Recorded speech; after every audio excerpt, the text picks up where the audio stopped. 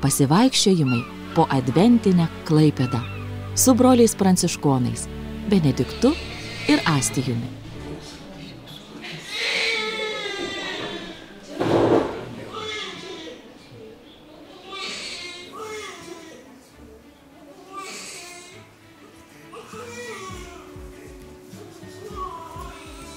Statistika per metus 1800. Šiemet gimė yra. Mažėja pas mus labai stipriai gimstamų. Bet Anksčiau būdavo 2000 ir virš 2, aš kai atvažiavau dirbti į Klaipėdą buvo 3000. Jo.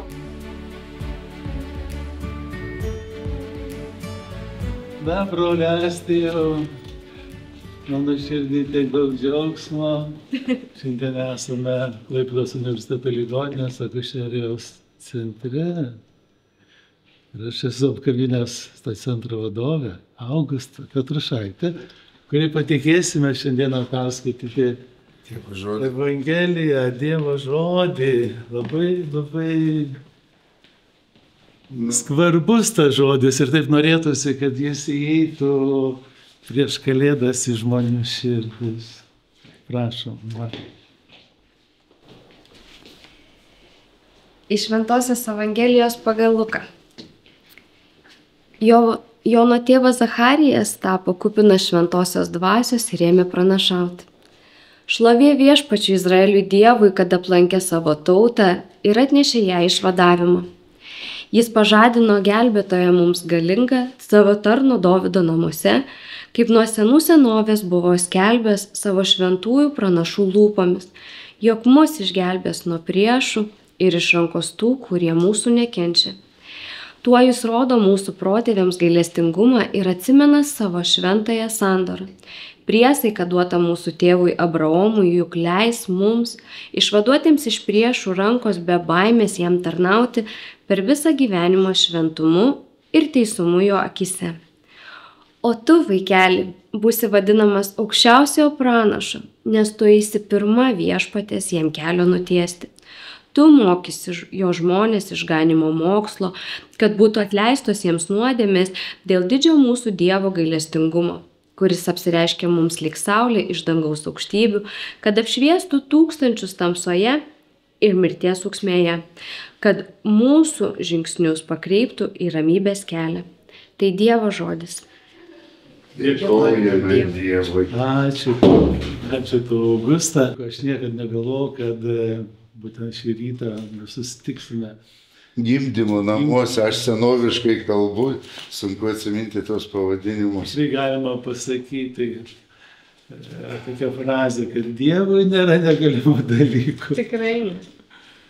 Va, ir tikrai tų gražių švenčių išvakarėse kažkaip tai sutikti ir mums labai brangią, nes noriu sakyti parapietę, bet mūsų bendruomenės narę Veroniką, kuri ką tik pagimdė. Aš galvoju, kad tai yra taip gražu, kai gimsta žmogus ir minėjai statistiką šių metų. Nu, labai tikimės, dar iki galo neturim tos, bet labai tikimės, kad 1800 bus pas mus ligoninį išvydę naujų žmogučių. Ir aš prisimenu, kai jau buvau išventintas į kunigus, tai buvau sudavęs tokį pažadą, kad mano bendruomenė, mano bažnyčia bus gimdymo namai.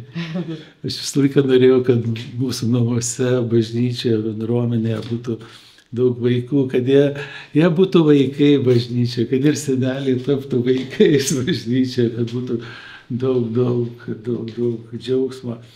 Ir džiaugiuosi, kad pas mus dabar netgi yra ir vaikų darželis, ir mūsų jau tokio amžiaus, garbaus amžiaus brolius, tie vaikai mums suteikia tikrai tokį impulsą ir norą gyventi.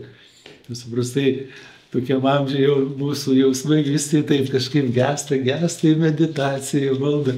O tie vaikučiai iš pat ryto mus pakelia, žinai, kad kurtume tikrai naują bendruomenę, nes ir kalba pats, reiškia, Zacharijas, reiškia, šventumu ir teisumu, be baimės.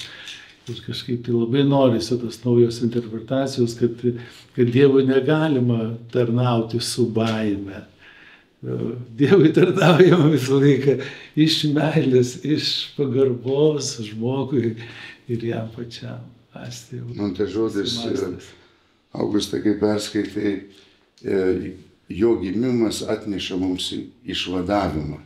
Tai eilutė tokia, iš tiesų atrodo, ta tokia mintis, kad vaiko gimimas kaip tik tave sukausto, suvaržo dar, bet vaiko gimimas atneša išvadavimą. Aišku, čia kalba apie Dievo žodžio įsikūnymą. Kaip tik šį vakarą mes turėsime tą kūčių vakarienę, patys brangiausi žmonės susirinksime ir paskui bernelių mišios, kalėdos.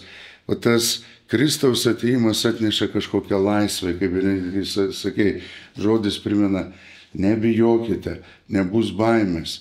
Tai naujas gimimas duoda kažkokią vis tiek naują pradžią ir man kaip yra gera, kad kai skaitėjai šią Evangeliją, aš žinai taip ir pagalvoju, čia yra Klaipėdos įsčios.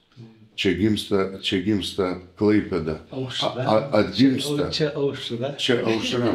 Ir iš tiesų nėra turbūt kažkaip religijų studijos, kai turėjom religijų studijas, kad Dievas taptų kūdikiu. Suprantat, kad Dievas prasidėtų motinos įsčiose. Visur, žinai, visokie Dzeusai, visokie tokie galingi. Mūsų Dievas kūdikis. Koks artumas yra. Ir jis dar šnekėti nemoka. Jis nemoka paprašyti. Tu žvelgdamas į kūdikėlį, tu pats tarsi tampi ir vaiku nutyli ir bandai atspėti, ko jis nori, ką jis masto. Tai vat, ir dabar atrodo, lyg tai esam suaugę ir kai stovi prieš tą paslaptį, iš tikrųjų, net ir maldoj kartais klausia Viešpatie, o ką tu galvoji, ką tu mastai. Tai va tas kūdikis, tai čia labai labai veža. Ir ačiū, kad leidot mums būti čia, šitose namuose, gyvybės gyvenimų namuose. Tai žinokit, tikrai čia ačiū Jums, kad Jūs ateinat. Aš labai ilgai galvoju apie mūsų tą sutikimą, kaip Benediktas man paskambino, aš taip apsidžiaugiau ir galvoju, tai yra nerealu. Ir iš tikrųjų galvojau apie tą, galvojau apie savo darbą, galvojau apie mūsų centrą, Ir aš šįryt ryte atėjusi darbą merginom sakau, žinot, ką supratau ir ką pagalvojau, mes tokie privilegijuoti esam. Mums tokia privilegija yra, kad mums suteikta yra galimybė prisiliesti prie gyvybės atėjimo, prie to, va, kaip jūs sakot, prie to tyro džiaugsmo, kuris tave, iš tikrųjų, žinokit, kai stovi tame, mes medikai stebėtojai, mes dažnai pajuokaujam, kad reikia netrukdyti moteriai pagimdyti, atsitraukti ir stebėti visą tą procesą.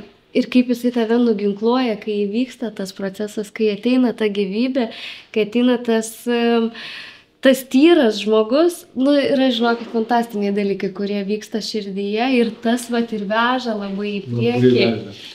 Ir šį vakarą, kai sėsime prie kūčių stalo, tikrai vat prisiminkime ir padėkokime tėčiui, mamai, gyviems mirusiems, kurie padovanojo tą didžiausią stebuklą, apie kurį mes net negalėjome svajoti gyvenimą. Nes nėra brangesnio dalyko kaip už gyvenimą. Kuo daugiau gimstančių vaikų, dabar tai pagalvojau, tuo mažiau triukšmo. Nes prie vaikučio valinkė sustojęs, tu niekada netriukšmausi, ar ne? Dabar gyvename triukšme, chaose kažkokiam tarme. Tai moteris, šeima tai yra tokia tradicija, tokia aukšta vertybė, kuri gelbsti pasaulį. Tai būkite mamos palaimintos ir tėčiai, žinoma. Ir palaimintos kūčių vakarienės jums šiandien. Gražių šventų kalėdų. Ačiū, Augustai.